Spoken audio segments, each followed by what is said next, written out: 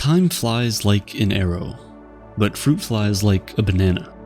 I mean, fruit flies don't fly like a banana. Even bananas probably don't fly like bananas. Not like I've seen a banana fly. Have you seen? I'm just saying that fruit flies like a banana, okay? I'm sorry, the other day I slipped and hit my head. I still feel a bit woozy and, well, sorry if I don't make much sense. Jason Padgett also didn't make much sense after he was hit in the head in 2002. He was an ordinary adolescent. He didn't do that well in school and considered math useless. One September night, he was out on one of the many night outs he had, and after singing karaoke at a pub, Jason was just about to call it a night. Before he knew it, he'd been hit in the back of his head by two men, beaten profusely and left there with his injuries. People at the hospital sent him home after diagnosing a concussion and a bleeding kidney, thinking nothing more of it. In Jason's head, however, things were far worse. He, almost overnight, developed an intense germophobia and a general OCD with things. He would wash his hands over and over again, and completely locked himself into his home.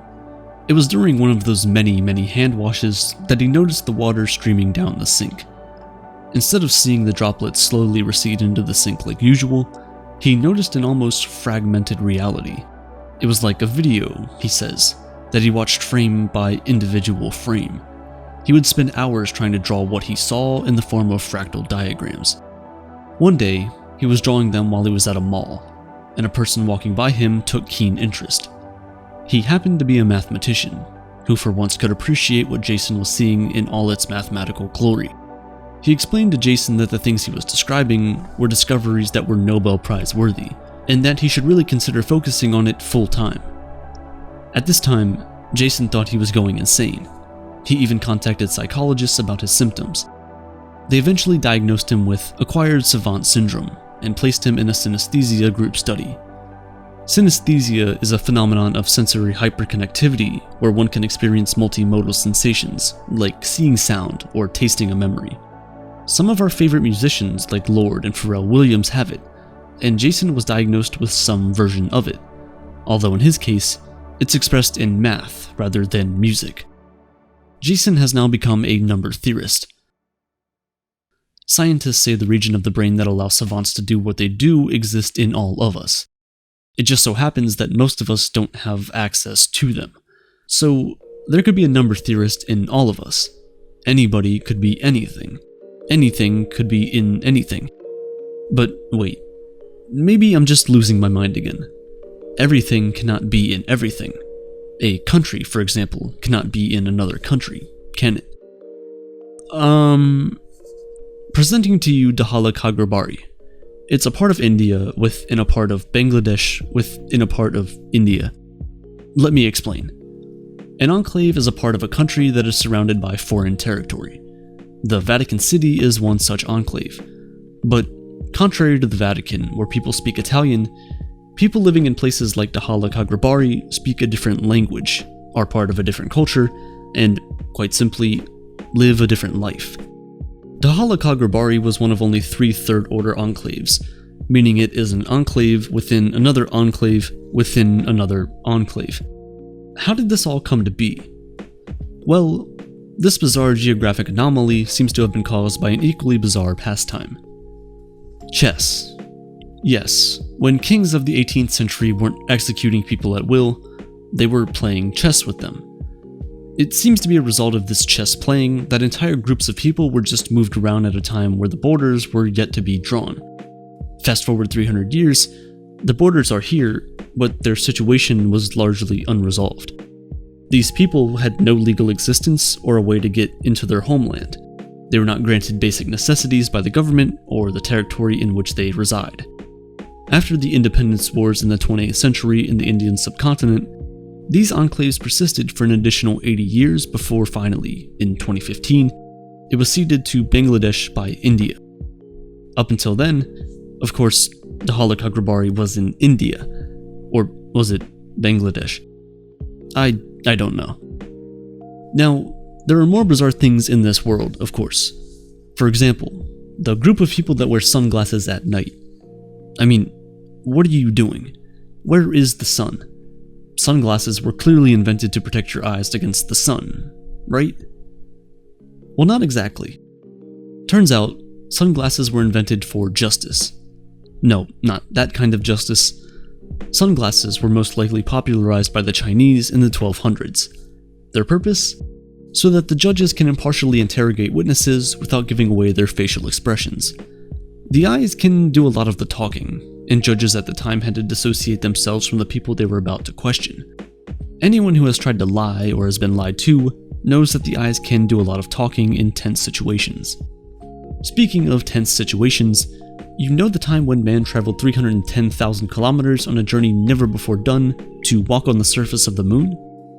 Well, Neil Armstrong and the Apollo 11 crew made that journey and came back to tell the tale. Of course, they didn't know whether they were going to come back or not. In fact, a lot of the trial runs resulted in the loss of life even before anything left the ground. They were all military servicemen, and so the thought of not coming back wasn't unforeseen. But at least they wanted to ensure the well-being of their loved ones if they couldn't make it. Now, insurance companies know a risky bet when they see one, and to say that going to the moon was risky would be an understatement. So of course, the crew had to improvise. The crew ended up signing hundreds of autographs, with the hope that if they failed to return, the value of their signatures alone would see out the families for the rest of their lives. Of course, those autographs were never needed in the end. But it's interesting to wonder what a Neil Armstrong NFT could be worth in today's money. But willing to spend so much money on NFTs is kinda strange. Even sinful, some might say. This is not the only sinful desire we have in our day-to-day ruminations, of course. It's remarkable how little has changed in that respect. Promiscuity was perhaps harder to get away with back then, but that didn't stop people from trying. One devout Christian, however, Lamarcus Thompson, wanted people to use their time for less sinful endeavors. He wanted to build something that would take people's minds away from the pubs, the saloons, and the brothels that they used to go to. He got inspiration from a coal-carrying train in Pennsylvania. The train would slowly carry coal over a mountain before dropping 60 feet under the force of gravity. Now, that may not sound like much of a thrill ride compared to the things we do today, but in the 1800s, the 60-mile-per-hour speed of this train was enough to accelerate passengers. Thompson sold his hosiery business and devoted all his time to build what would be the world's first amusement-themed roller coaster. After months and months of designs, Thompson eventually built a 50-foot-high, 600-feet switchback roller coaster in a place known for being promiscuous, Coney Islands. At just 6 miles per hour, this was far slower than anything you and I would consider exciting. But it was such a novelty at the time that when the business took off, Thompson was making well over $15,000 per day. From making underwear to thrilling people into needing more, Thompson died a very rich man. Speaking of underwear, Norway is now calling its military conscripts to return underwear worn during conscription. The obligation seems to have arisen from pandemic-related shortages in the past years. But then again, this is not the first time Norway's resources were spread thin. In 2011, Norway went through a butter crisis that led to more than just dry toast. The regularity with which people in Norwegian cultures consume butter means that when the news of the shortage reached people's ears, butter stocks ran off the shelves in minutes, and there was market-wide inflation. It all started when heavy rainfall in the prior season led to poor grazing, which in turn reduced milk production from the cows. The butter panic eventually affected foreign policy, whereby Norway had to reduce tariffs to make importing butter easier. On an individual level, the effect was just as apparent as people were literally caught smuggling butter through the borders. But I can empathize with the Norwegian people. It is indeed quite infuriating when a system is in place and it doesn't work when you need it most. It's a lot like lab equipment. It always fails when you need it. Anyone who has even spent a brief moment in a lab would know the tension inside that place simply because very simple things cannot be accomplished when lab equipment is not working. Well, it turns out that happens to the best of us. Wolfgang Pauli, the Austrian theoretical physicist, is known for significant contributions to the field of quantum mechanics, most notably by his Pauli exclusion principle. He was a remarkable theoretical physicist, and spent most of his time with pen and paper rather than with experimental equipment. Hence, It follows that occasionally, whenever Pauli would have to deal with equipment, he would break it. It turns out, the faulty equipment became such a regularity that merely his presence was sufficient to convince his peers about why certain equipment failed. They ended up dubbing this phenomenon as the Pauli effect, essentially the tendency of lab equipment to fail for seemingly no material reason, other than the presence of a theoretician. The phenomenon had gained so much traction after its inception that Pauli's friend, Otto Stern, had literally banned Pauli from entering his laboratory, despite them being good friends. Pauli even attempted to write an article, Background Physics, to try and explain things inexplicably breaking as soon as he entered a room. Anecdotes followed that Pauli's car broke down during his honeymoon, a chair broke down at a Zurich festival for no reason whatsoever, the train station ran into a failure as soon as Pauli switched stations, a cyclotron burnt right before his eyes, and so much more. The effect was so eerie that Pauli eventually lamented to himself that such mischief had to have been the Pauli effect. I guess none of us have destroyed particle accelerators or cyclotrons in our lives yet, but we've all messed up things on paper, like using the wrong units when doing calculations. I'm sure it stings, but my teachers always told me that these mistakes are okay, and that as long as I have the concepts down pat, I'm gonna be alright. Right? Well, not for the pilots of Air Canada Flight 143. On a nice July day, a brand new 767, state-of-the-art at the time, took to the skies to fly from Montreal to Edmonton. Less than halfway through the flight, the pilots noticed a fuel pressure warning on one of the engines. The warnings persisted and eventually rang up for both of the plane's engines. A few minutes later, the engines ran out of fuel entirely, and the plane was essentially turned into a very large and heavy glider. Thanks to the exceptional skill, the plane was eventually able to land at a nearby runway turned drag strip with no loss of life, and only minor injuries that took place during the evacuation. The heroics of the pilots were truly highlighted when months after the incident, different crews across Canada had tried to land a 767 in a simulator under similar conditions. Nobody was able to pull it off. But why did this happen in the first place? After all, it was a brand new plane. Well, it turned out, one of the fuel gauges weren't functioning properly when the plane was being refueled. As a result, the fuel amount had to be manually verified before the plane was given the all-clear from Montreal. It turned out everyone involved in the process was trained in the metric system. But the 767 was one of the first jets where the instruments were reported in imperial units. Essentially, the person who was doing the refueling thought they were loading up the plane with around 22,000 kilograms of fuel, when, in truth, they were really filling it up with 12,000 kilograms of fuel, which conveniently comes up to be around 22,000 in pounds. So, the plane took off with less than half the fuel it needed to complete the trip. So many problems in our lives come from simple miscommunication. It really makes you wonder what the world would be like if, say, we all used the same measurement systems or spoke the same language. But humans, ironically, what makes us strongest also makes us the weakest. It's our ability to work together, or the lack thereof.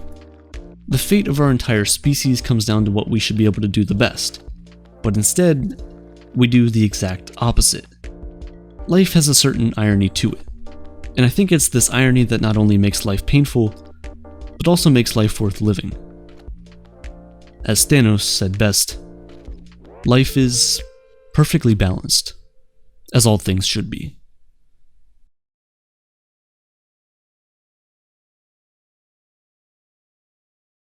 This video was sponsored by Brilliant. If this video has taught you anything, it's that random information can sometimes turn out to be quite interesting. It's the things that you never thought you'd care about that can sometimes turn out to be enjoyable. Something we can all learn from Wolfgang Pauli is that even the most brilliant of us have our shortcomings, but we can improve upon them to help make us better and smarter people. We all learn things differently, and since most of us don't have access to lab equipment like Pauli, we tend to learn things by watching or listening.